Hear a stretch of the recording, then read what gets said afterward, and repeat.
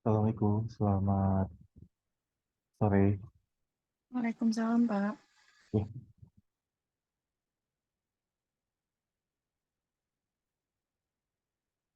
ya, silakan dimulai. Kita masih menunggu. Tunggu berapa menit nih ya? Sebentar, Pak, di info teman-teman dulu. Ya, kita mulai jam 16.05 atau 16.10. Nih,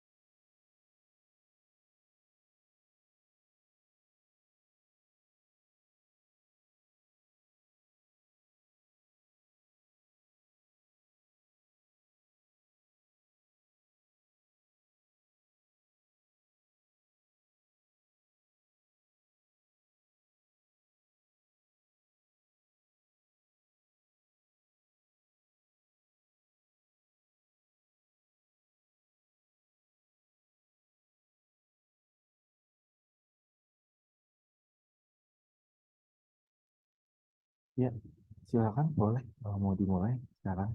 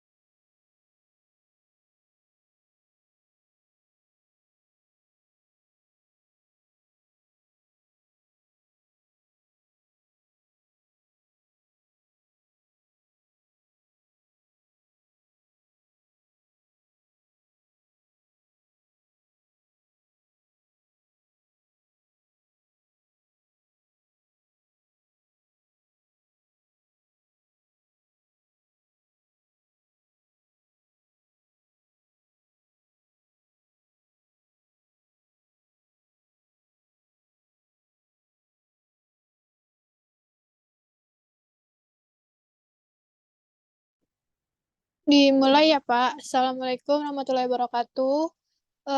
Kami akan menjelaskan kekurangan PPT yang kemarin tentang visit.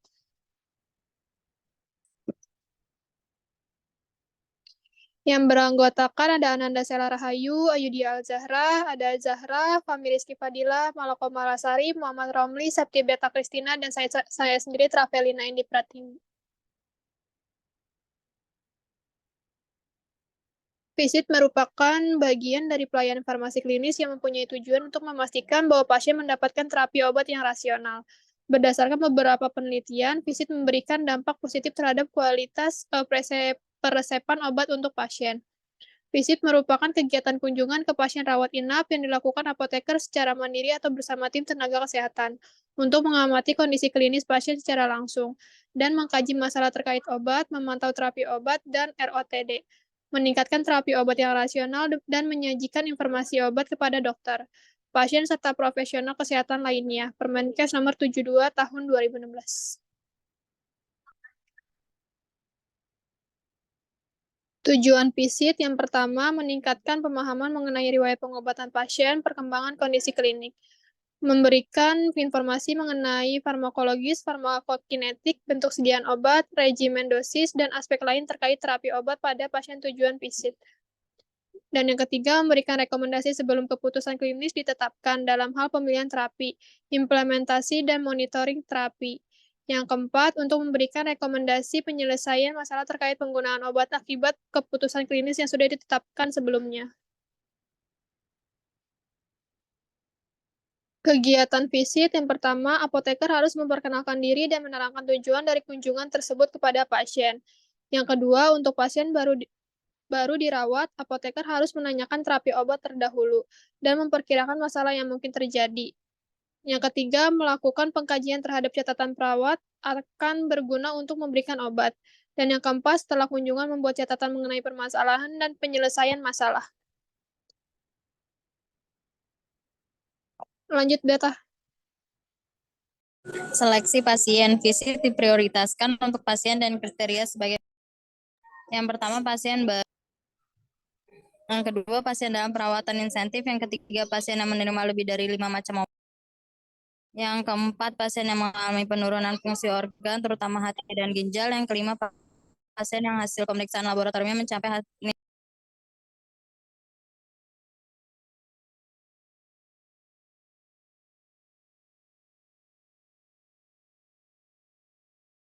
Lanjut bisa selanjutnya.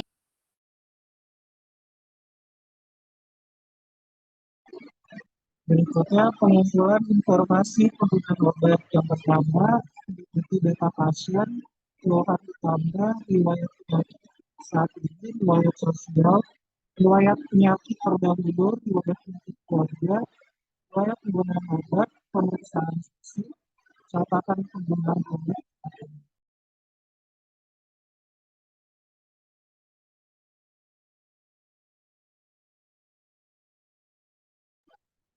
Lalu ada kajian masalah terkait obat. Pasien yang mendapatkan obat memiliki risiko mengalami masalah terkait penggunaan obat, baik yang bersifat aktual, yang nyata terjadi, maupun yang potensial atau yang mungkin akan terjadi. Masalah terkait penggunaan obat antara lain meliputi efektivitas terapi, efek samping obat, dan biaya.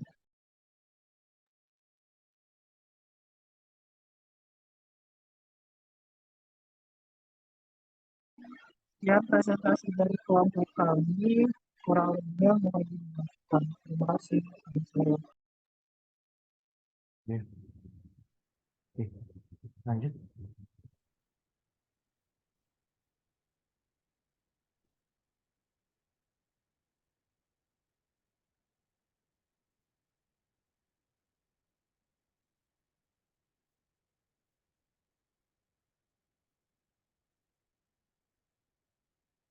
Ini untuk video dari kelompok kami apa yang visit.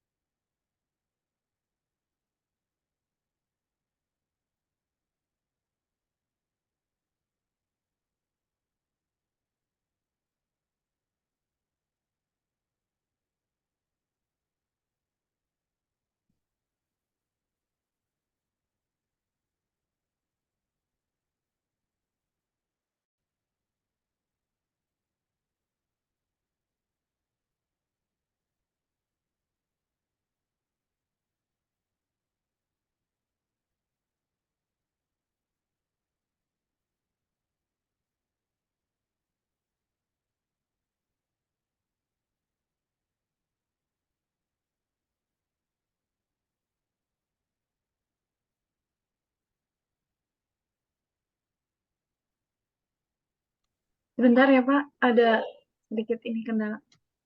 Ya.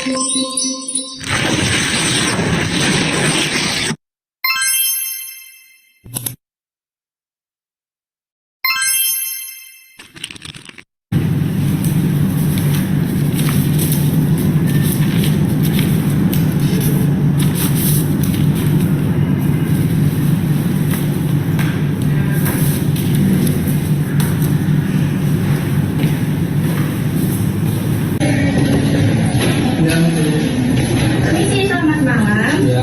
Saya Apoteker Nanda. Ingin menanyakan kondisi pasien atas nama Bu Ayu ya? Iya. Sekarang Ibu Ayu apa yang dirasakan? Oh itu tadi Bu, dia diare sampai 5 kali bolak-balik kamar mandi. Oh gitu ya. Untuk saat ini belum ada data untuk obat buang air besarnya. Nanti saya konfirmasikan ke dokternya dulu ya. Baik. Boleh? Baik, terima kasih. Selamat malam.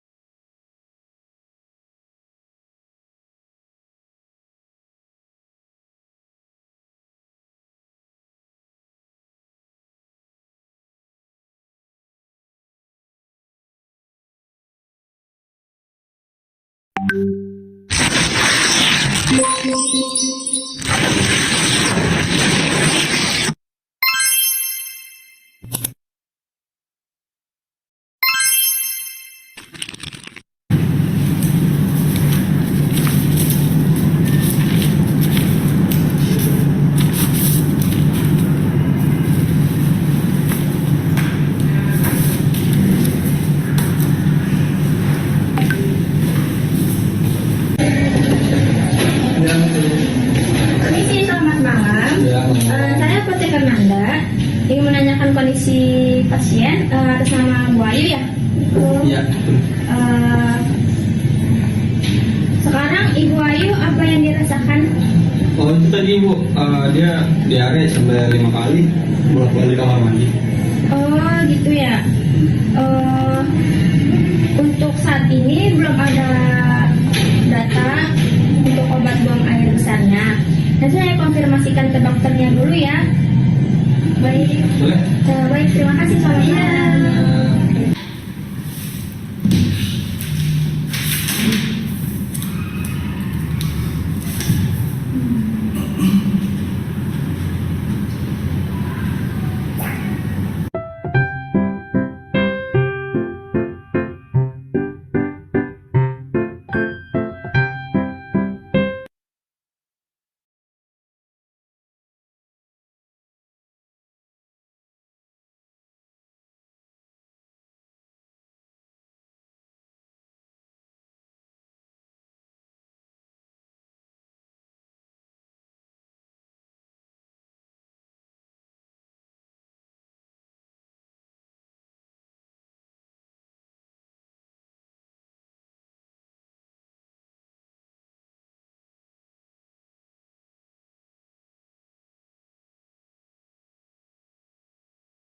Sekian Pak dari kelompok kami.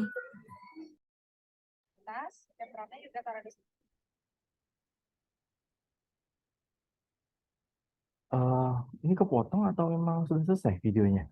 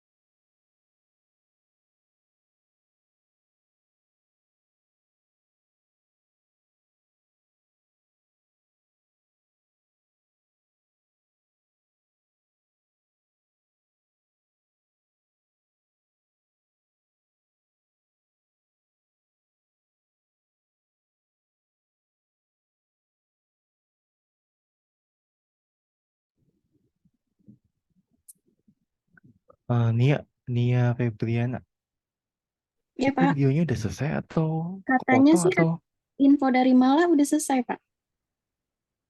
udah selesai videonya? Iya. Yang visit sudah Pak, yang Oh. PTO kelompok beda. Oke, pertanyaannya adalah biasanya kalau sesudah visit tuh kalian ngapain sih? Kalau seorang apoteker, ingin tahu nggak kelompoknya? Yang kelompok presentasi tadi, kalau kalian habis visit tuh biasanya kalian ngapain? Oh, apoteker.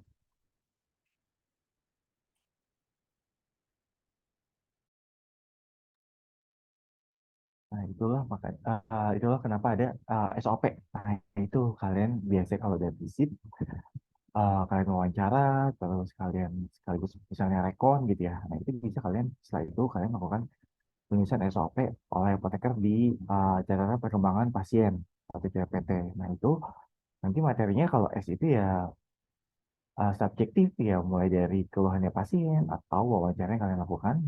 Lalu objektifnya adalah data-data klinis pasien, baik berupa pemeriksaan darah lengkap atau ronsen. Nah, tapi actionnya adalah DRP.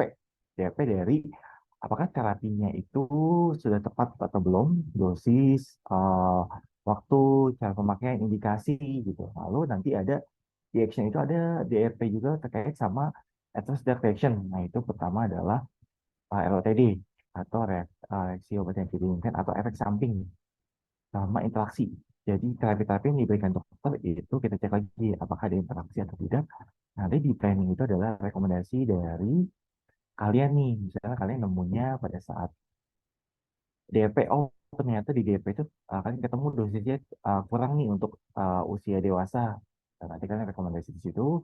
Lalu contoh ada juga misalnya ada ROTD obat-obat yang diterapikan. Nah itu bisa kalian tulis rekomendasi untuk monitoring kondisi pasien. Lalu ada interaksi. Nah, ini juga yang sama. Biasanya kalau interaksi itu kalau kita lihat di aplikasi, itu major, minor, sama moderate. Nah, kalaupun major pun sebenarnya tidak langsung bereaksi karena setiap orang pun punya reaksi yang berbeda-beda terhadap obat. Nah, itu paling sama juga nanti di planning itu kalian rekomendasi untuk monitoring.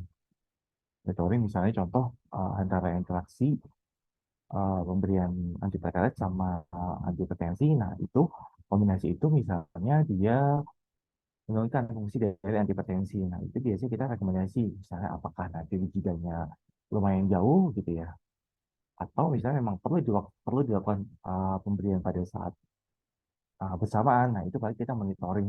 Monitoring adalah contoh misalnya tekanan darahnya, karena tadi kita lihat di interaksi itu major si antiplatelet ini menurut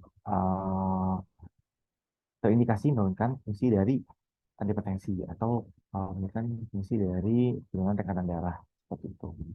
Jadi setelah kalian visit, nah kalian harus melakukan SOP. Ya, oke, boleh dilanjut ke kelompok berikutnya.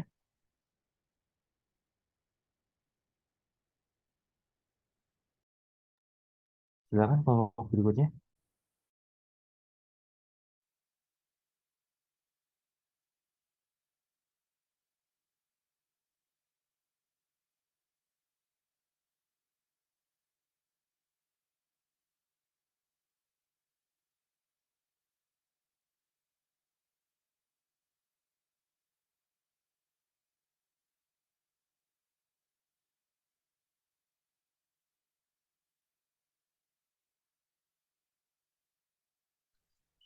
Assalamualaikum warahmatullahi wabarakatuh.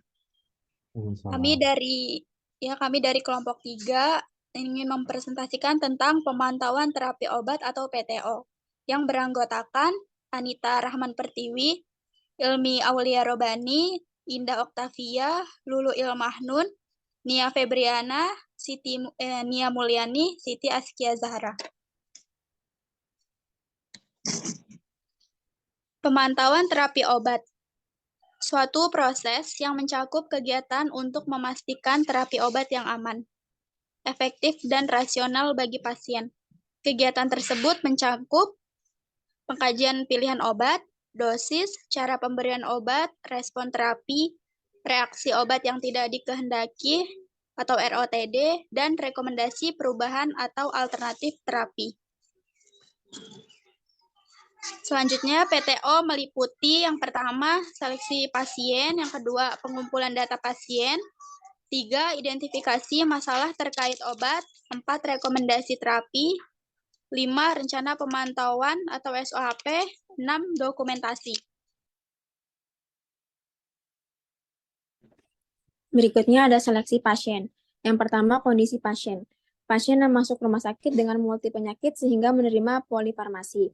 Pasien kanker yang menerima terapi sitostatika, pasien dengan gangguan fungsi organ terutama hati dan ginjal, pasien geriatri dan pediatri, pasien hamil dan menyusui, dan pasien dengan perawatan intensif.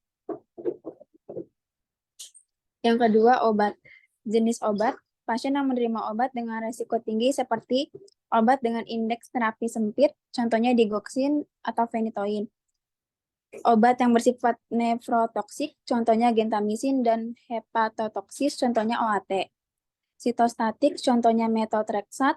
Antikoagulan, contohnya warfarin, heparin. Obat yang sering menimbulkan ROTD, contohnya metoclopramid. Obat kardiovaskular, contohnya nitrogliserin. kompleksitas regimen, polifarmasi, variasi rute pemberian, variasi aturan pakai, dan cara pemberian khusus atau contohnya inhalasi. Selanjutnya ada pengumpulan data pasien. Pengumpulan data pasien, data dasar pasien merupakan komponen penting dalam proses PTO. Data tersebut dapat diperoleh dari yang pertama rekam medik, terus profil pengobatan pasien atau pencatatan penggunaan obat, dari wawancara dengan pasien, anggota keluarga, dan tenaga kesehatan lain.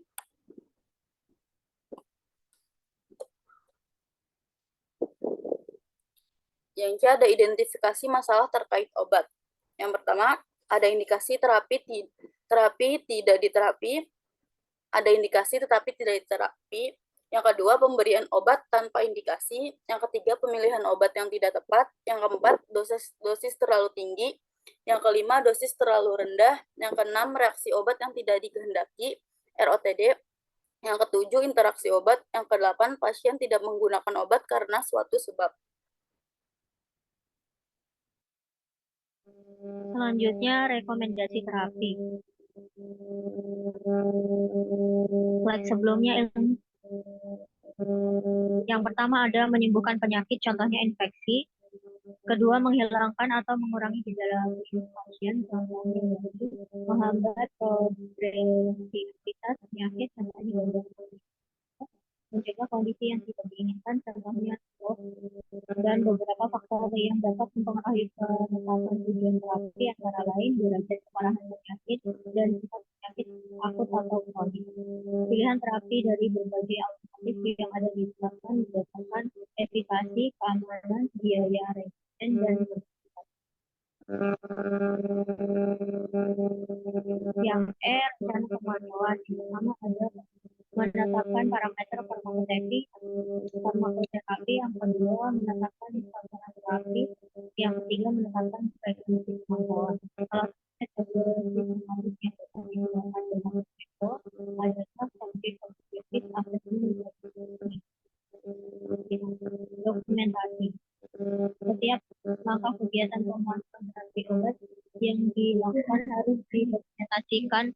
Hal lain penting karena berkaitan dengan bukti otentik pelaksanaan pelayanan kefarmasian yang dapat digunakan untuk tujuan akuntabilitas atau pertanggungjawaban, evaluasi pelayanan, pendidikan, dan penelitian.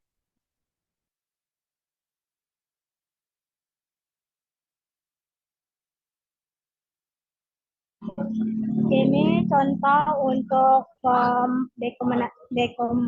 dokumentasi pemantauan terapi obat sama pasien Nurul Maknun, jenis kelamin perempuan, usia 25 tahun, alamat, nomor telepon terlampir. Yang pertama, di hari Selasa 20 Juni, pasien datang dengan keluhan identifikasi terdapat pembekakan pada kaki setelah mengkonsumsi amlodipin 1 kali sehari. Lalu untuk pemantauan selanjutnya di hari Selasa 27 Juni tahun 2023, setelah diberikan fluoresamid, pasien sudah tidak ada pembekakan lagi. Next.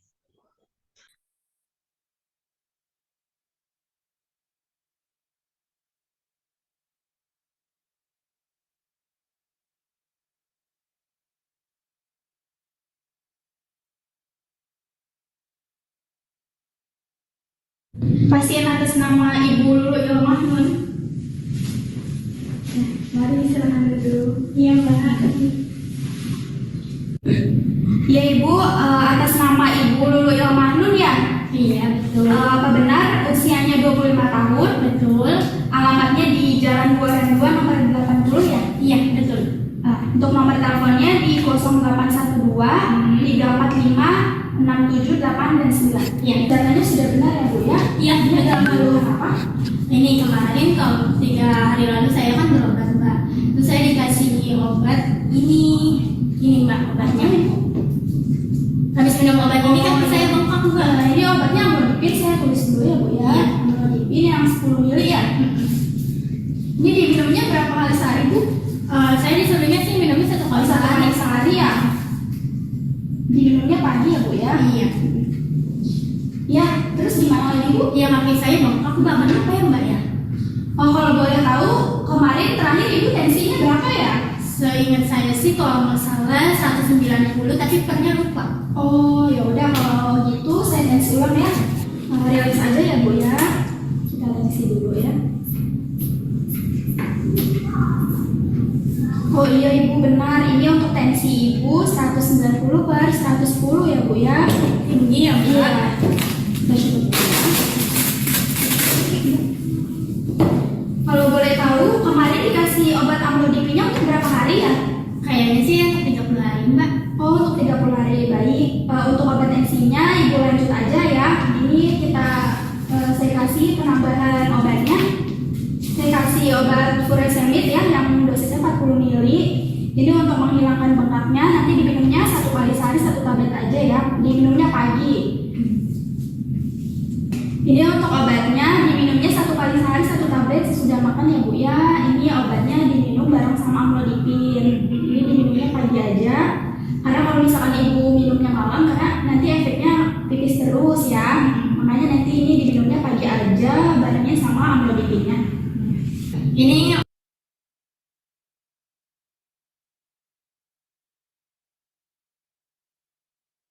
obatnya dihabisin Mbak. Oh kalau misalkan keluhannya sudah tidak ada pembengkakan lagi, di stop aja obatnya ya, dilanjutin untuk obat tensinya agar normal kembali untuk tensinya ya. Ya Bu, ada yang mau ditanya lagi? Udah nggak ada Mbak. Udah nggak ada, baik. Itu saja untuk obatnya ya. Kalau misalkan nanti ada keluhan lagi, boleh datang langsung ke sini atau hubungi saya dulu ya. Nah, semoga cepat sembuh ya untuk Bu Lulu. Ya baik, terima kasih Mbak.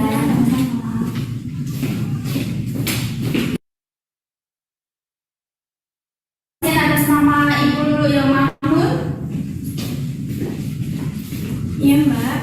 Oh ya Ibu Lulu ya. Kita lihat dulu datanya ya. Gimana Bu keadaannya sekarang? Alhamdulillah Mbak, kaki saya udah nggak bengkak habis minum obat yang dari Mbak kemarin. Oh gitu, baik. Kita tensi ulang dulu ya Bu ya untuk mengetahui sekarang tensinya sudah berapa. Bu ya. Oh iya, ini untuk tensinya masih tinggi ya Bu ya, di 170/95 ya. Gimana Ibu untuk keluhan pembengkakan di kakinya? Apakah sudah mereda atau sudah sembuh? Sudah Mbak. Oh sudah ya. Baik, karena tensinya masih tinggi, jadi saya tetap kasih obat amlodipin ya Bu ya. Ini tetap saya kasihnya yang dosis 10 mg, diminumnya 1 kali sehari 1 tablet sesudah makan, diminum pagi hari ya. Mbak, ini ada pantangan makannya nggak ya Mbak? Ya, untuk makanannya itu kurangi yang asin-asin ya Bu ya. Terus kurangi makan daging-dagingnya juga jangan berlebih ya. Sama istirahat yang cukup, jangan banyak pikiran juga ya Bu ya. Ya, ada lagi yang mau ditanyain Bu Lulu? Sudah cukup sih Mbak. Baik. Ya, semoga setelah minum rutin obat amlodipin, tensinya kembali dengan normal ya Bu ya. Semoga sehat selalu untuk Ibu Lulu. Baik, terima kasih Mbak Indah. Sama-sama Bu.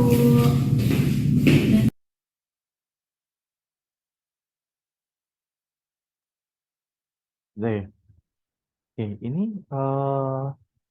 mau nanya dong, ini teknisnya tuh PTO di apotik atau di rumah sakit? Lebih tepatnya seperti kayak di klinik sih Pak. Dia habis kontrol di rumah sakit terus diulangin ke klinik. Di klinik itu jatuhnya dia kontrol bulanan atau gimana? Iya Pak, semacam kayak kontrol bulanan. Nah terus tadi yang ngobrol itu apoteker. Iya Pak, apoteker. Emang kita bisa, setahu saya, tanya saya adalah gini, kan apoteker belajar pakai alat tensi. Kalau di tempat saya sih ada Pak. Apotekernya bisa pakai tensi yang Bisa. elektrik. Bisa Pak. Belajar kok Pak, waktu praktek anvismen juga diajarin pakai tensi. Oh gitu, oke. Iya Pak. Nah terus kalau kalian lihat nih maknanya dapat nggak sih PTO ini? dari teori yang kalian jabarkan tadi sebelumnya? Dapat, Pak. Apa? Yang dapat apa? Memiliki efektivitas, maksudnya memberikan tujuan gimana ya, Pak? Gini, kamu nggak bikin yang di rawat inap ya?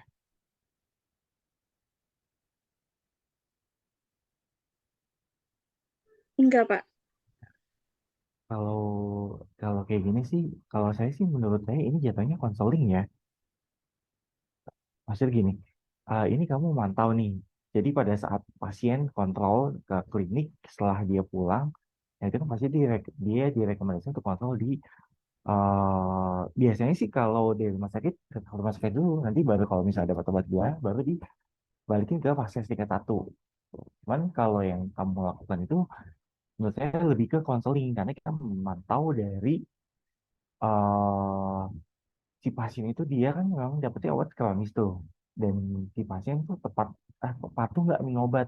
Nah itu dari kamu pada saat kamu lakuin tuh di video ini. Jadi pasien itu kontrol kembali gitu ya, kontrol bulanan. Nah kamu konsultasi lagi. Nah kamu saya sih itu lebih jatuhnya ke konseling bukan PTO.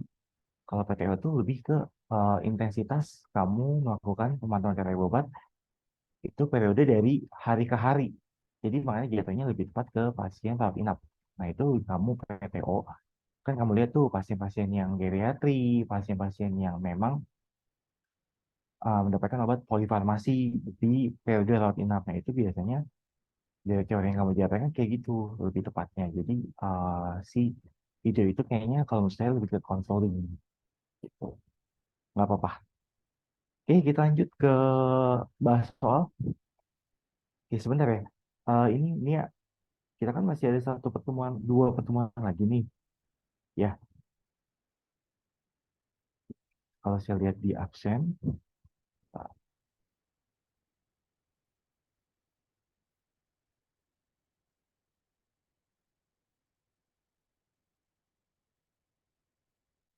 kalau saya lihat di absen itu masih 2 kali pertemuan lagi.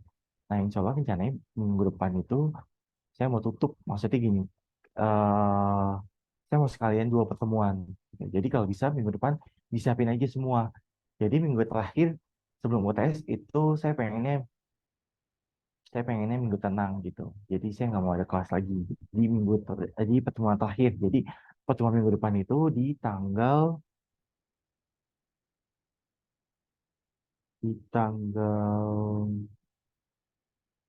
1 Juli ya.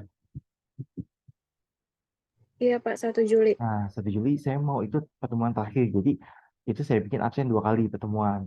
Jadi kalau bisa tanggal 1 itu semua disiapin ya nih. Jadi tanggal Iya, Pak. 8 itu kita udah minggu tenang. Kalian kan mulai UAS itu di bulan Juli minggu kedua di tanggal 10-an tuh. Ya, jadi di tanggal 8 itu kalau bisa kita nggak ada kelas gitu ya. Oke, oke. Silakan dilanjut. Jadi minggu depan itu bahas soal semua materi yang setelah materi hari ini sama sisa udah habis ya? Sisa videonya udah habis. Sisa video, Pak. Masih ada Oke. lagi, saya masih 2 kayaknya deh. Oke, jadi nanti minggu depan video sama sisa materi review soal UAS. Oke, silakan dilanjut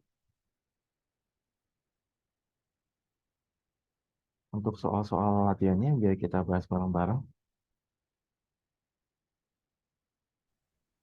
Bapak izin share screen ya, Pak. Ya, silakan.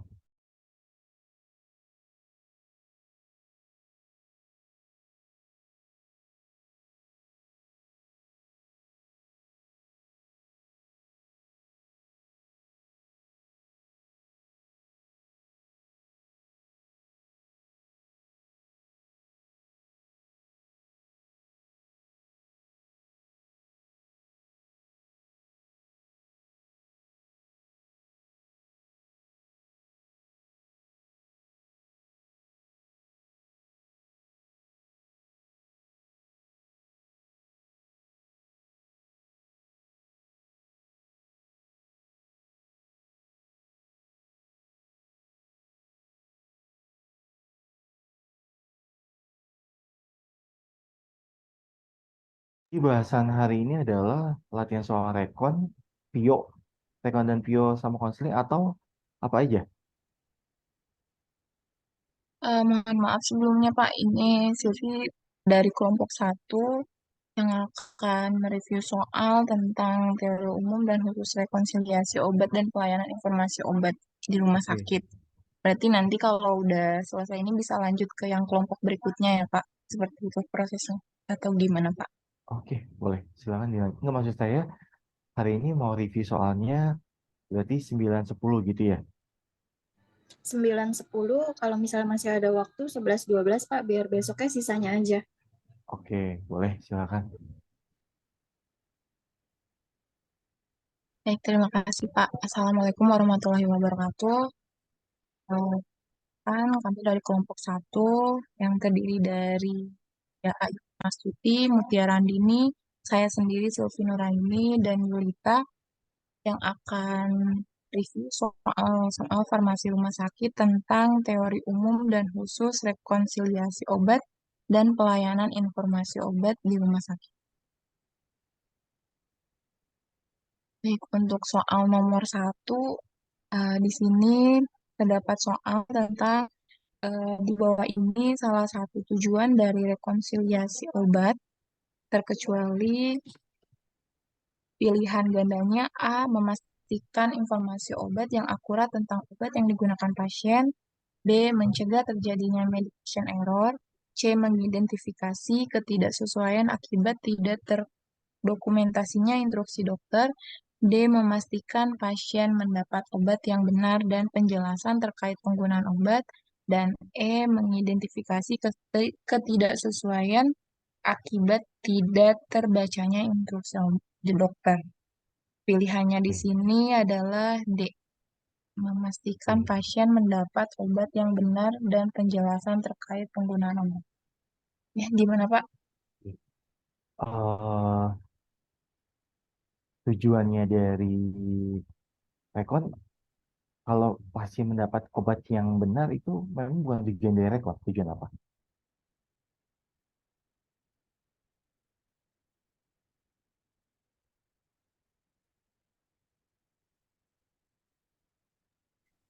Termasuk juga sih Pak sebenarnya, cuman kita ngambil dari yang peraturan Permenkesnya itu yang 4 itu Pak. Empat itu. Kalau yang mendapat obat yang benar tuh kayaknya termasuk 7 benar tepat apotik deh Pak. Yang Oh, oke. Ya, lanjut. Ini boleh ya. Lanjut, kita nomor 2.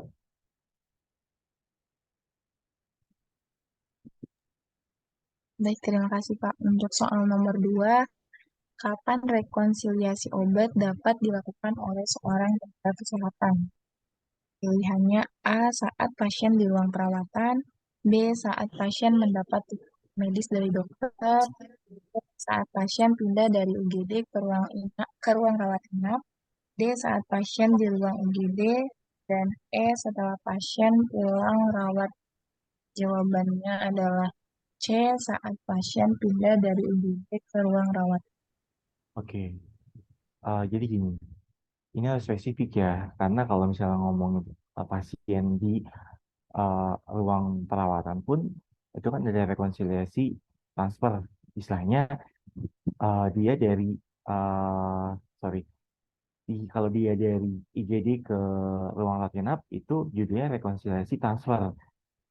Kalau pasien setelah pulang rawat inap, itu ada rekonsiliasi pasien obat pulang. Nah, jadi kalau mau si soal ini kata-katanya rekonsiliasinya harus jelas. Misalnya, kapan rekonsiliasi obat transfer dilakukan oleh tenaga kesehatan? Itu. Paham nggak? iya, iya ya Pak. Ya kan, jadi kalau rekonsiliasi ada 3 tuh. Rekonsiliasi admisi pada saat pasien di Admisi IGD, ya kan? per Pasien di IGD, lalu rekonsiliasi admisi itu bisa pasien dari poli ke langsung ke ruang rawat inap. Nah, itu admisinya di situ. Lalu pasien rekonsiliasi transfer. Transfer itu pasien dari IGD ke ruang rawat inap atau pasien dari ruang rawat inap 1 ke ruang rawat inap lain.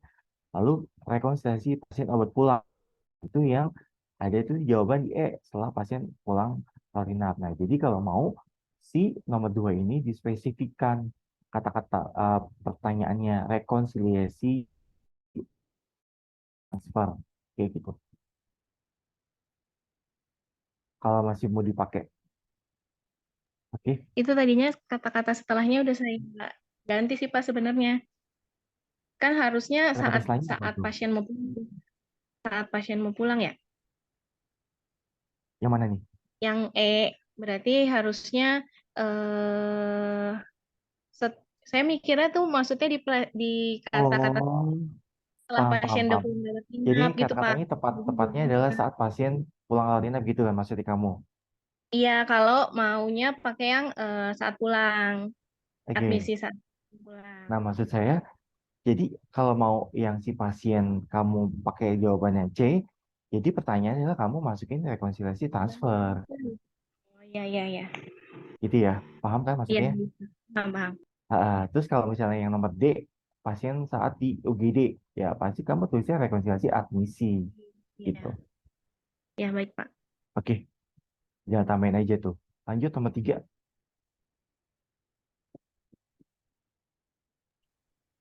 Soal nomor 3, berapa lama maksimal riwayat penggunaan obat pasien yang digunakan sebagai data rekonsiliasi obat? Yaitu tidak lebih dari pilihannya A 3 bulan, B 4 bulan, C 5 bulan, D 1 bulan, dan E 2 bulan. Jawabannya adalah A 3 bulan. Coba kamu baca lagi. Penelusuran riwayat obat sama rekonsiliasi obat itu biasanya kalau nggak salah ada bedanya deh. Jadi antara yang si rekon itu hanya 1 bulan, nah riwayat penelusuran riwayat penggunaan obat itu 3 bulan. Nah, ini pertanyaannya rancu nih. Berapa lama maksimal riwayat penggunaan obat pada pasien digunakan sebagai data rekonsiliasi? Nah, kamu baca dulu deh. Setahu seingat saya sih itu kalau yang rekon dia sebulan, sebulan terakhir. Tapi kalau riwayat penelusuran riwayat penggunaan obat kan kita ada juga tuh. Sebelum kita bahas rekonsiliasi ada riwayat penelusuran riwayat penggunaan obat. Nah, itu biasanya 3 bulan. Tapi kalau rekon 1 bulan, nanti dicek lagi deh yang nomor 3 ini. Ya, Baik, Bapak. oke, Terima kasih. lanjut nomor 4. Untuk soal nomor 4, menurut Permenkes nomor 58 tentang standar pelayanan kefarmasian, tahapan proses rekonsiliasi obat, salah satunya yaitu komparasi. Di sini apa yang dimaksud dengan komparasi? Iya. Pilihannya yang A itu ada mencatat data dan memverifikasi obat yang digunakan pasien. B. Membandingkan data obat yang pernah, sedang, dan akan digunakan pasien. C. Menjelaskan pemakaian obat yang diinstruksikan dokter. D. Melakukan komunikasi ke pasien atau keluarga pasien. E. Mengkonfirmasi kepada perawat mengenai obat pasien di ruang perawatan. Jawabannya adalah B. Membandingkan data obat yang pernah, sedang, dan akan digunakan pasien. Sebenarnya simpel ya. Kita cari aja arti kata komparasi gitu kan. Dan pasti ketemu jawabannya B. Oke, lanjut.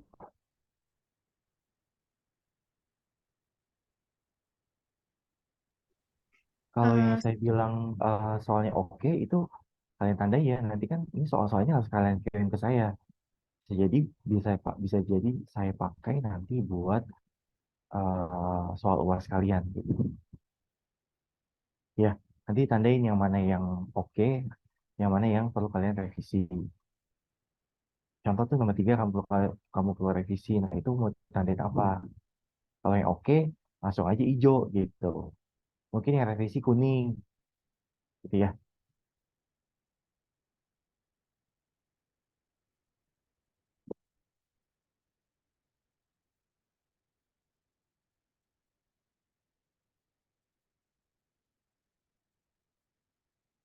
Ya, lanjut. Nomor 5, apabila seorang apoteker menemukan ketidaksesuaian saat rekonsiliasi, apa yang harus dilakukan sebagai petugas farmasi? Jawabannya yang lebih tepat yang A, menghubungi dokter tanggung jawab pasien. Oke. Directnya kalau hierarkinya seperti ini, apoteker itu biasanya kalau di ruang rawat inap, jatuhnya dia langsung ke dokter atau ke perawat dulu, lebih tepatnya. Biasanya sih kita samain sama kardek perawat, Pak. Tapi ada beberapa kasus juga yang justru di kardeknya itu kosong. Jadi seringnya kadang petugas farmasi yang menghubungi perawat saat di ruangan. Oke, Yang menghubungi jadi gini, dokter. dokter ya, oke. Jadi gini, kalau saya sih judulnya kardek obat itu justru harusnya nggak boleh kosong Yul. Karena apa? Karena si perawat ini dia memberikan obat kan ngeliatnya dari kardek gitu. Nah Iya, Pak. makanya Itu jadi yang ada beberapa yang oke. yang kosong gitu. Jadi gini, ini kayaknya agak-agak rancu ya, karena eh kecuali misalnya pada saat kita mau eh mensubstitusi. Nah itu juga sebenarnya biasanya biasanya seringnya kita komunikasi dengan perawat nggak sih kalau kayak Iya, kayak benar. gini? Biasanya Ya, sih emang komunikasi sama perawat. iya perawat ya. Jadi nomor 5 ini di skip aja deh, seperti Ya. bias. Ya lanjut. Yang ke nomor 6, apa saja yang harus tertera dalam formulir rekonsiliasi obat, kecuali alamat pasien.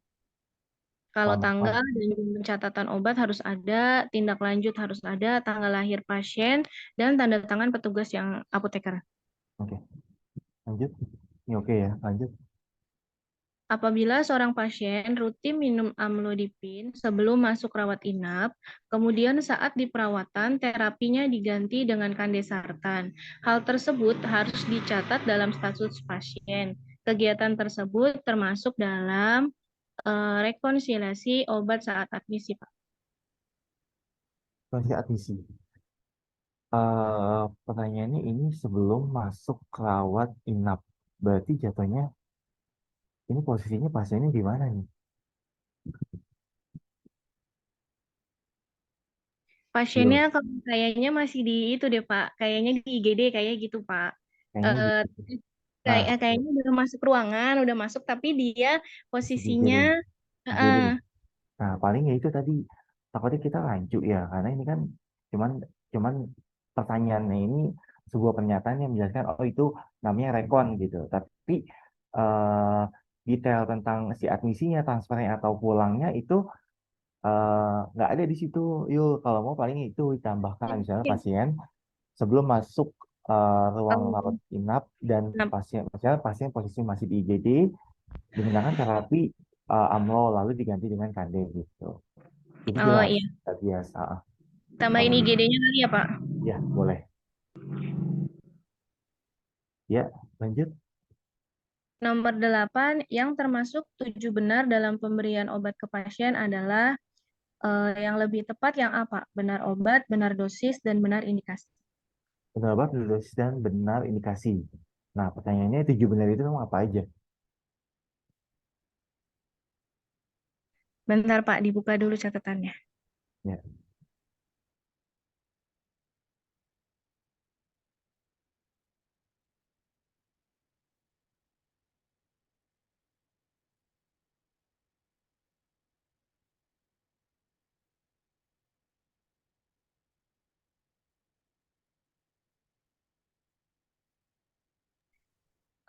Tujuh benar kalau di saya ya Pak, mungkin mungkin berbeda setiap rumah sakit. Kalau saya benar pasien, benar obat, benar dosis obat, benar rute pemberian obat, benar waktu pemberian, dan benar indikasi. Yang terakhir benar dokumentasi.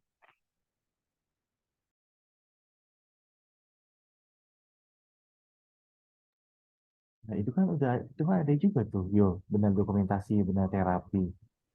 Tapi terapi Pak, di saya terapi nggak ada adanya rute pemberian dan waktu pemberian Betul. sama dosis. Pertanyaannya gini, Terapi tapi 7 masuk ke benar obat nggak sih ya? 7 benar ini sebenarnya kan DRP kan, kalau kamu perhatiin. Iya kan? Iya nggak? Iya, Nah, kita ambil basicnya aja deh, DRP itu apa aja. Tadi selain yang dua tadi ya, selain tadi dua itu kan adverse drug reaction meliputi si interaksi sama ROTD atau efek samping. Nah, coba sebutin tujuhnya apa? Nggak usah tujuh deh, kamu sebutin si DRP tadi apa aja sih?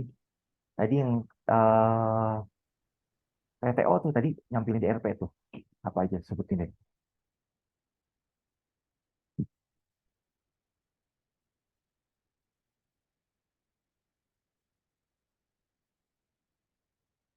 Karena kalau kita ngomongin benar obat tuh jatuhnya hampir sama nggak sih dengan benar terapi, ya kan?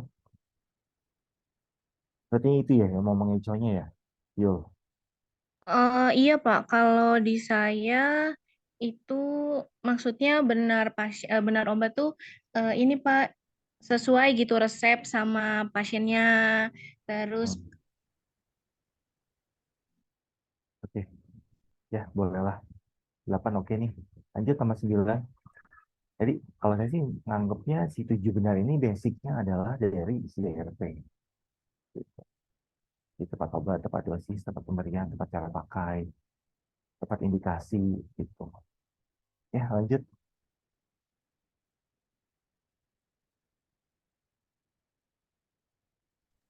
Selanjutnya, nama obat dan indikasi, cara penggunaan dan aturan khusus, efek samping, cara penyimpanan obat dan tanda-tanda kesembuhan merupakan informasi yang diberikan kepada pasien saat kegiatan yang apa, Tio? Yuk ya. Oke. Sekedar edukasi singkat ya. Lanjut. Boleh nih, lanjut. Selanjutnya, menurut Permenkes nomor 72 tahun 2016 tentang standar pelayanan kefarmasian, Ini kayaknya di skip aja deh. Karena kamu udah ada nih nomor 9. Iya kan? Sama kan? beda nomornya Pak. Soalnya ada perbedaan, ada beberapa kata-kata yang berbeda dari yang Kalau kalau kata-kata sebenarnya kita ngomongnya bukan masalah ngomongin kata-kata beda, tapi adalah maknanya sama, iya kan? ya iya sih Pak, maksudnya sama, Pak. Betul. Nah, jadi kalau mau boleh kamu pakai yang 9 atau kamu pakai yang 10. Bebas. Tadi Karena mau ngece Pak, biar oh, apa di 72 sama 53. oke. Ya, jangan kembar lah. Kalau kembar nanti misalnya oh, itu Tio gitu kan. Sama, ya kan? Kan kalau kamu baca teorinya kan Tio dan Konsen jelas sudah beda, beda banget ya. Mungkin kalau judulnya Mesorekon dan di PTO itu kan beda lagi. Tapi kalau yang sekedar komunikasi, informasi, dan edukasi ya itu cuma dua, Tio dan konseling. Tuh, jadi boleh, silakan kamu mau pakai yang mana. Nanti Iya, ini kan Pak. kamu revisi nih. Mm. Berarti yang salah satu harus dihilangin. Pilih aja yang mana yang mau nyamannya. Mungkin 9 dihilangin, 10 dipakai boleh. Ya, lanjut.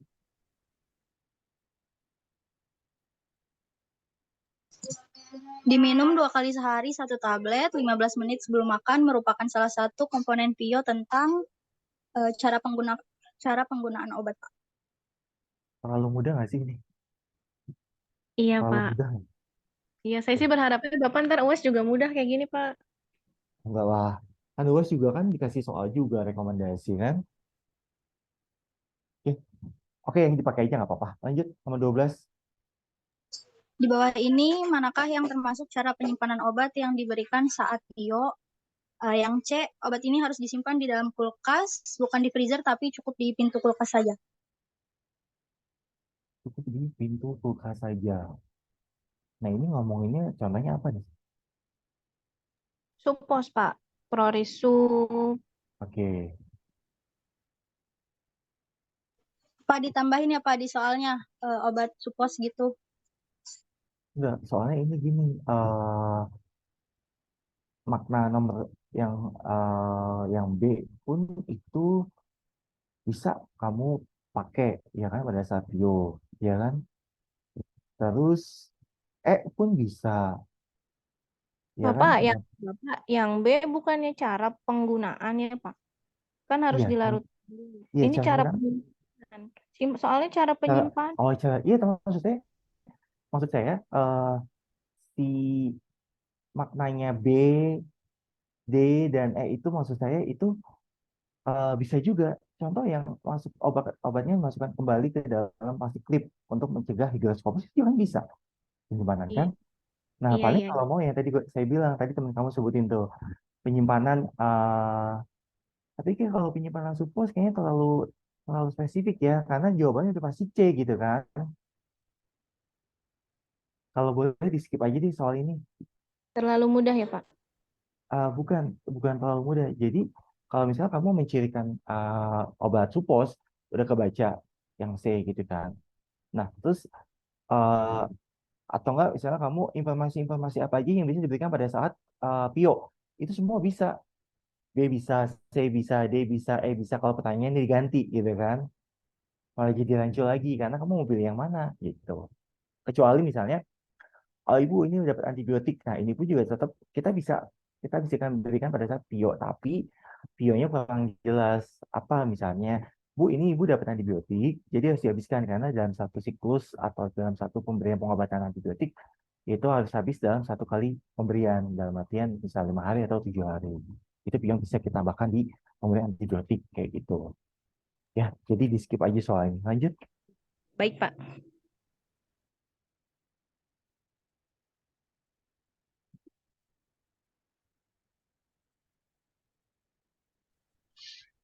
Seorang pasien mendapatkan obat berupa sirup kering. Informasi apa yang harus diberikan kepada pasien?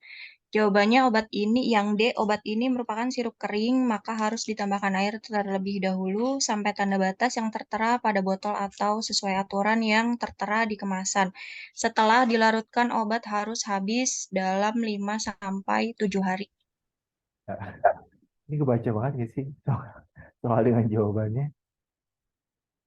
Iya, Pak. Ya.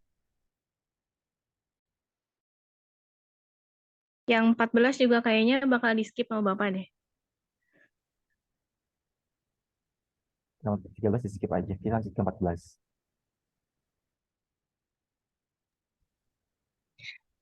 Yang nomor 14, menurut Permenkes nomor 35 tahun 2014, pelayanan informasi obat adalah jawabannya yang A, kegiatan yang dilakukan oleh apoteker dalam pemberian informasi mengenai obat yang tidak memihak, dievaluasi dengan kritis dan dengan bukti terbaik dalam segala aspek penggunaan obat kepada profesi kesehatan lain, pasien atau masyarakat. Informasi mengenai obat termasuk obat resep, obat bebas, dan herbal. Tadi yang di atas tuh Permenkes 72 ya? Iya, Pak. Yang atas 72. Oke, boleh lanjut.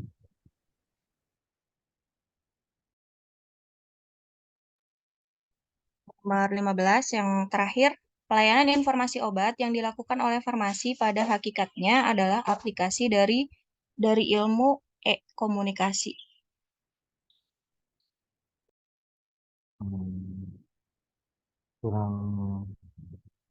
Kurang bermakna, di skip aja ini. Oke, kita lanjut.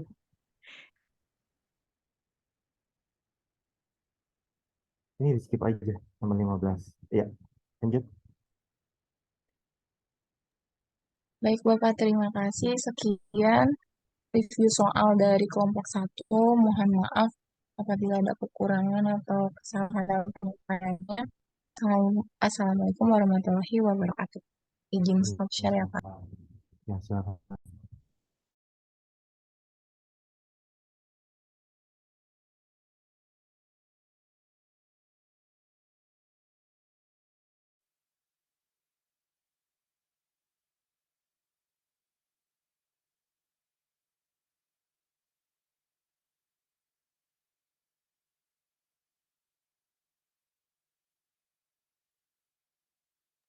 Kemarin tuh soalnya cuma 15 ya.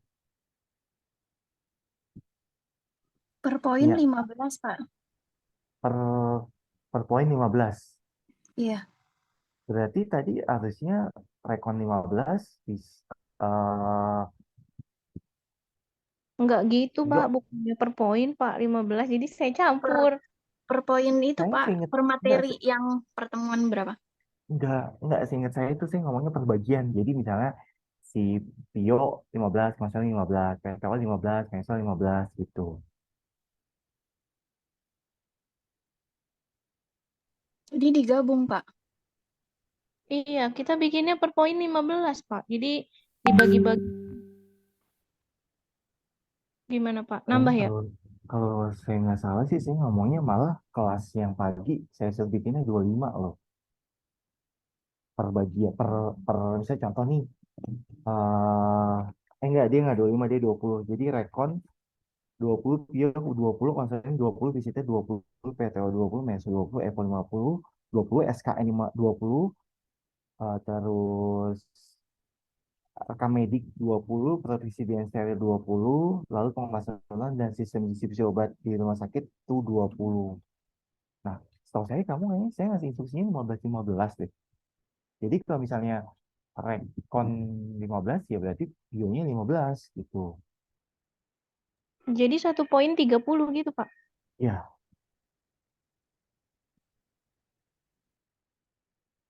yang apa deh, ini udah ini benefit yang buat presentasi hari ini.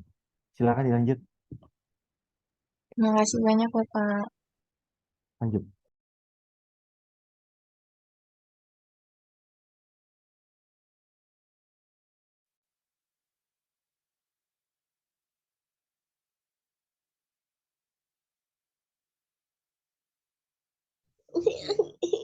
Iya, nggak ada. Lupa. Kemarin kan ada satu ke.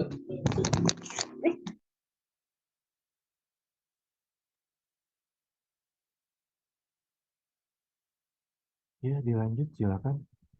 Kelompok siapa ini? Kelompok saya, Pak. Jawabannya. Belum ada jawabannya.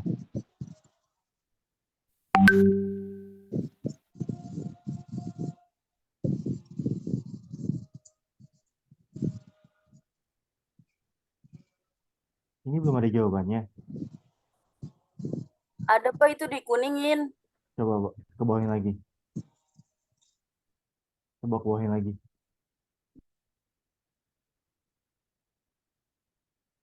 Oke, lanjut.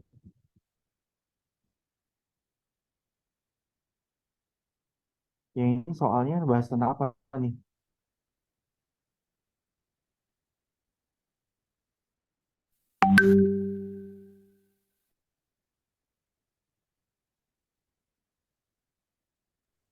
Teori umum dan khusus tentang konseling, visit, dan pemantauan terapi obat di rumah sakit, Pak. Oke, silakan lanjut. Nomor 1, di bawah ini merupakan tujuan dari 1. Meningkatkan pemahaman mengenai riwayat pengobatan pasien, perkembangan kondisi klinik, dan rencana terapi secara komprehensif. 2.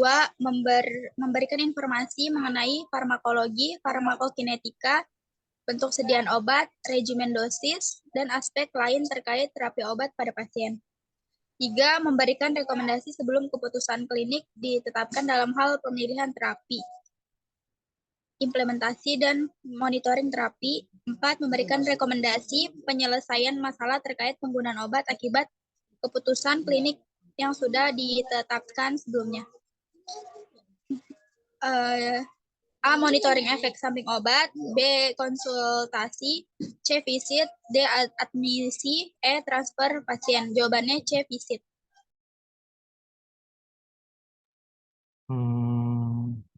Soalnya di skip aja deh. Di skip aja soalnya. Lanjut.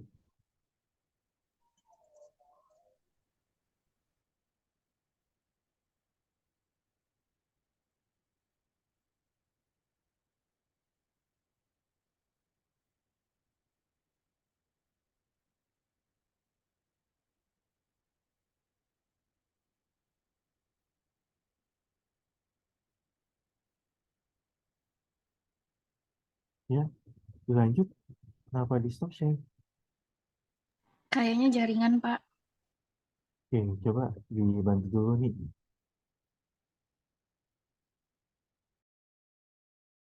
Coba dibantu yang mungkin jaringannya stabil untuk share screen. Ya, Pak. Sebentar, Pak.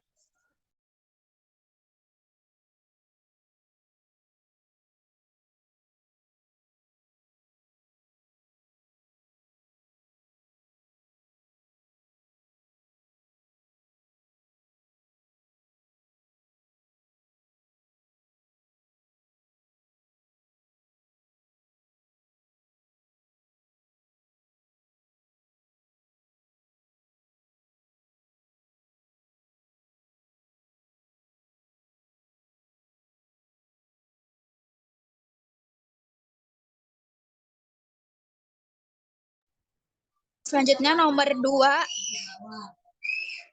menyusun rencana yang dapat dilakukan untuk menyelesaikan masalah merupakan salah satu metode sistematis yang digunakan dalam PTO, yaitu A. Subjektif, B. Objektif, C. Assessment, D. Plans, E. Terapi. Jawabannya D. Plans.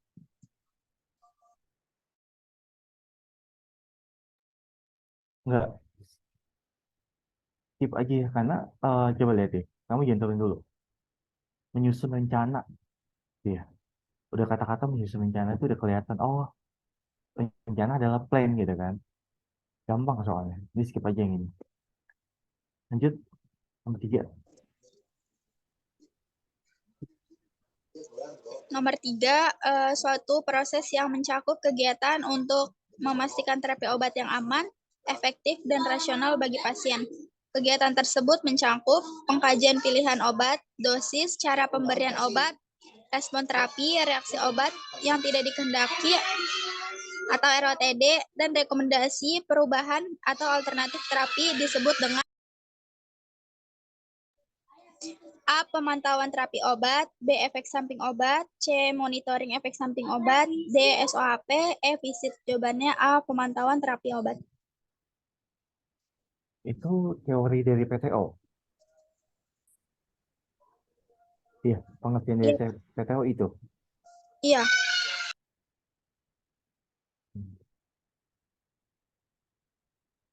Oke, lanjut.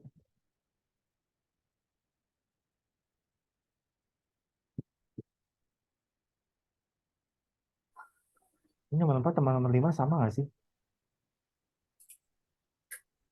Jawabannya sama, iya kan? Tapi kata-katanya beda. Yang nomor Hanya, 4 kan tujuannya, yang nomor 5 tahapannya, Pak. iya, tapi ada coba kamu lihat nomor 3. Coba kamu lihat kata-katanya. Nomor 3.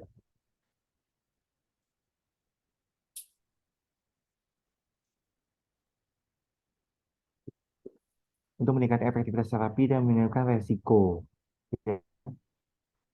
Pemberian obat, respon terapi, reaksi obat yang tidak diinginkan, rekomendasi perubahan, atau alternatif terapi.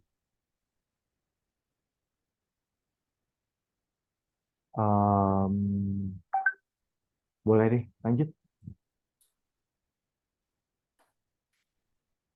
Yang nomor 4, kegiatan pelayanan farmasi klinis yang bertujuan untuk meningkatkan efektivitas terapi dan meminimalkan resiko reaksi obat yang tidak diinginkan atau ROTD adalah A. Penelusuran riwayat penggunaan obat, B. Visit, C. Pemantauan terapi obat, D. Konseling, C. Rekonsiliasi obat.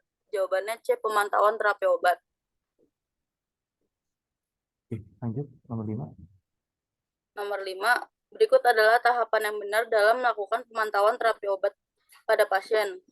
Yang A. Pengumpulan data pasien, selanjutnya identifikasi masalah, rekomendasi, dan tindak lanjutan. Yang B. Pengumpulan data pasien, rekomendasi, tindak lanjut, dan pemantauan. Yang C. Pengumpulan data pasien, identifikasi masalah, tindak lanjut, rekomendasi. Yang D. Identifikasi masalah, pengumpulan data pasien, rekomendasi, pemantauan. Yang E. Identifikasi masalah, pengumpulan data pasien, rekomendasi, dan tindak lanjut. Jawabannya yang A. Pengumpulan data pasien, identifikasi masalah, rekomendasi, dan tindak lanjut. Oke, lanjut. Nomor 6, berikut merupakan kegiatan yang tidak dilakukan dalam pemantauan terapi obat pasien adalah yang A. Pengkajian pemilihan obat, B. Pengkajian pemberian obat, C. Pemberian rekomendasi pengobatan, D. Pemantauan efek terapi, E. Pencatatan kejadian nyaris cedera. Jawabannya E. Catatan kejadian nyaris cedera. Oke. Lanjut.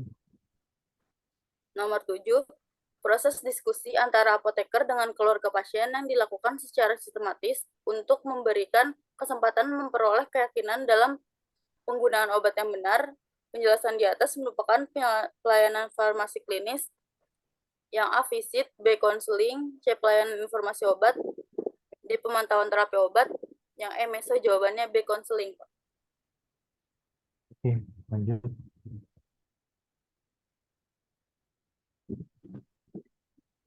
Berikut yang bukan tujuan pemberian konseling obat. Yang A. Meningkatkan hubungan kepercayaan antara apoteker dan pasien. Yang B. Menunjukkan perhatian serta kepedulian terhadap pasien. Yang C. Membantu pasien untuk mengatur dan terbiasa dengan obat. D. Membantu pasien untuk mengatur dan menyesuaikan penggunaan obat dengan penyakitnya. Yang E. Pemantauan efektivitas dan efek samping terapi obat. Jawabannya E. Pemantauan efektivitas dan efek samping terapi obat. Oke. Pertanyaannya adalah kalau misalnya pasien kamu konseling nih pertama kali, nanti dia datang lagi, kamu konseling lagi, itu kamu mantau efektivitas sama efek samping nggak sih?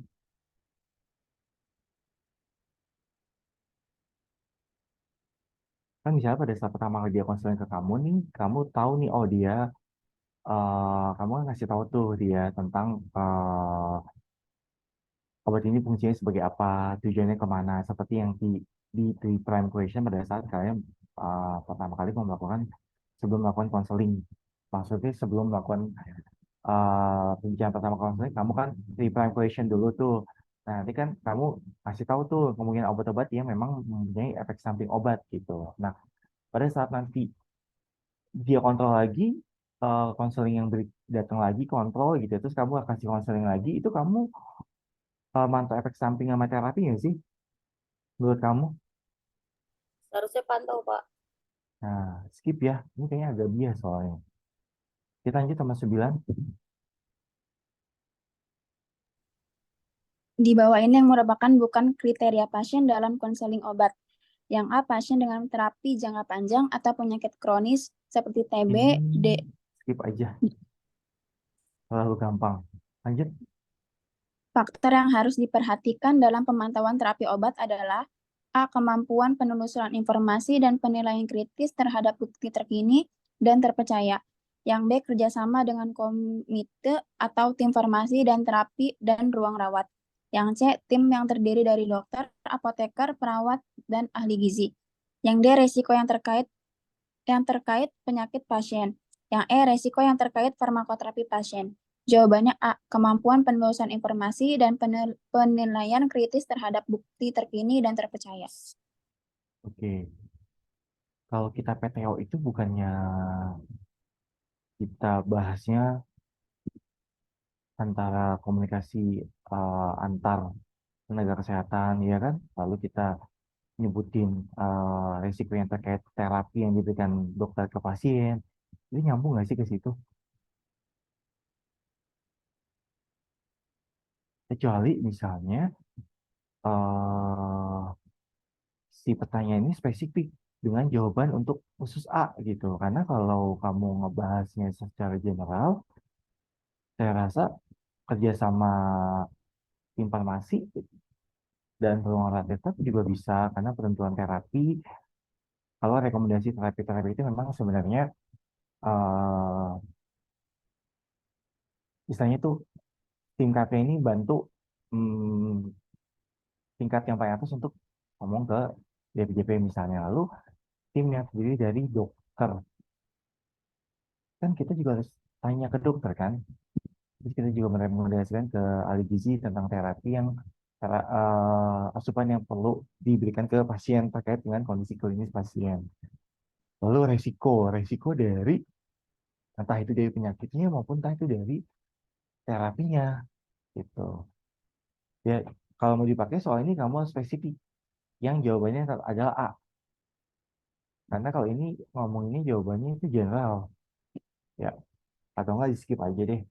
Lanjut. Yang 11 kepanjangan SOAP ada kegiatan pemantauan terapi obat adalah A. Subjektif Objective Assessment Planning. Yang B. Subjektif Association Procedure. Yang C. Struktur Objective Assessment Planning. Yang D. Struktur Objective Association Procedure. Yang E. Objective Organization Assessment Planning. Jawaban A. Subjektif Assessment Planning. Tanya gini, ini kamu sekelas. Emang kamu nggak ada yang tahu tuh kepanjangan SOP? Ada nggak? Ada yang nggak tahu nggak? Ada yang nggak tahu kebangetan. Jadi kita skip aja nih sama 11 soalnya ya. Lanjut.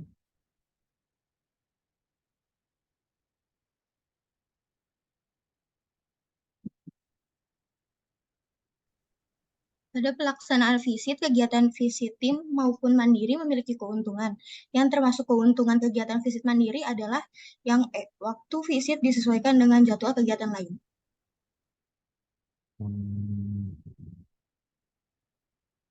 Ini main pemahaman. Skip aja soal ini, terlalu gampang. Lanjut. Nomor 13, berikut tujuan pendokumentasian kegiatan visit pasien yang benar adalah jawabannya semua benar. Oke, lanjut. Nomor 14, yang bukan termasuk aktivitas klinik kinerja visit apoteker adalah yang diadministrasi pembayaran obat pasien.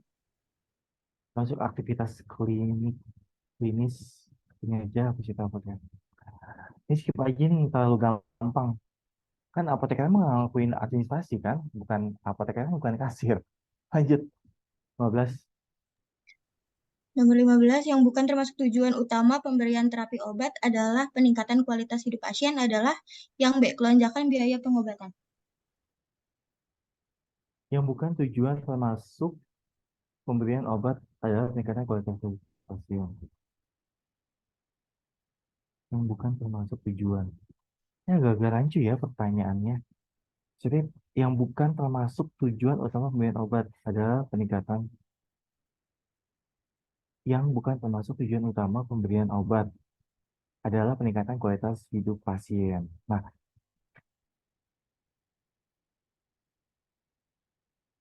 agak aneh deh pernyataannya. Coba deh kamu baca. Yang bukan termasuk tujuan utama pemberian obat adalah peningkatan kualitas hidup pasien. Kamu udah ngasih jawaban, tapi kamu nanya jawabannya lagi. Iya nggak sih? Ini skip aja deh soal ini. Oke.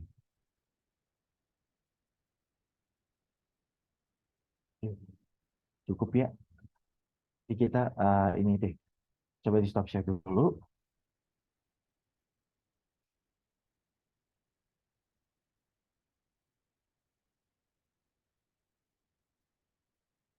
Nah, kalau kalian lihat, jadi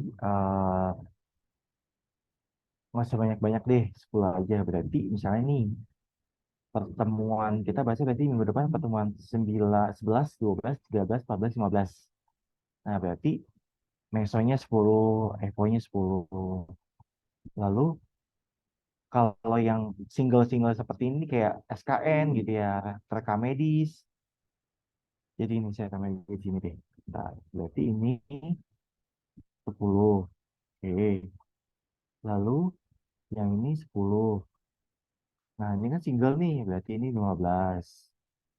Ini single juga, ini 15.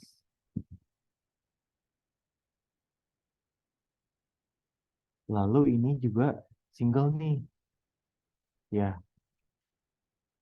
Ini 15. Lalu yang ini total aja, ini 15 ya. Jadi si pengemasan ulang sama sistem distribusi itu jadi 15 saja. Nah, terus saran saya adalah kalau yang model-model seperti ini yang 10-10 gitu ya. Kalau saran saya per bagian misalnya kita lagi bahas nih soal tentang meso.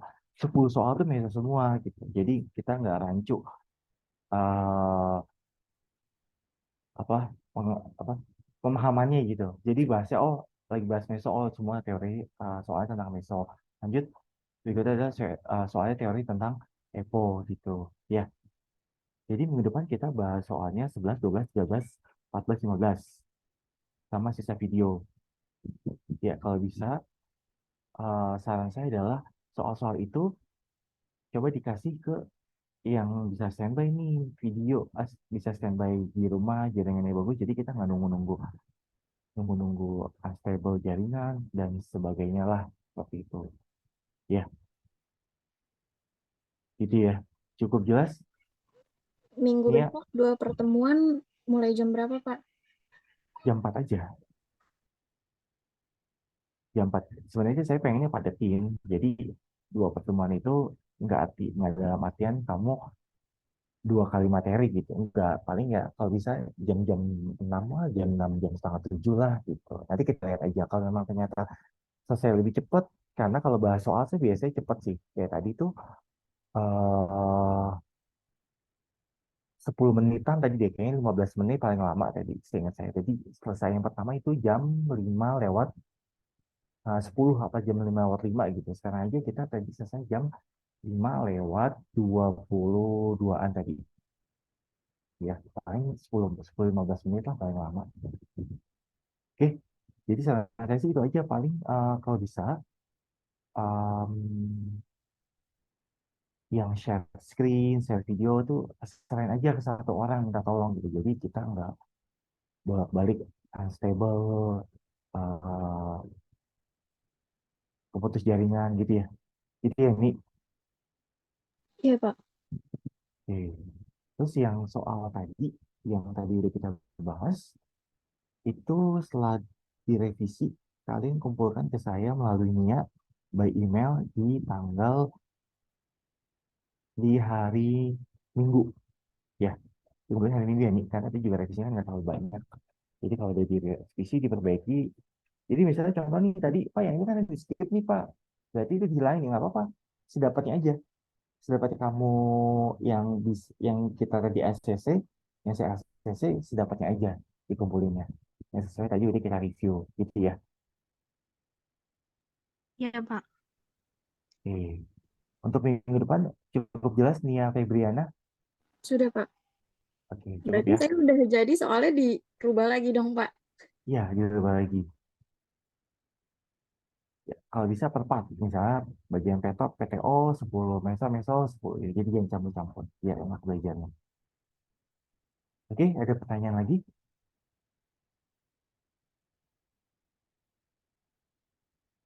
Cukup?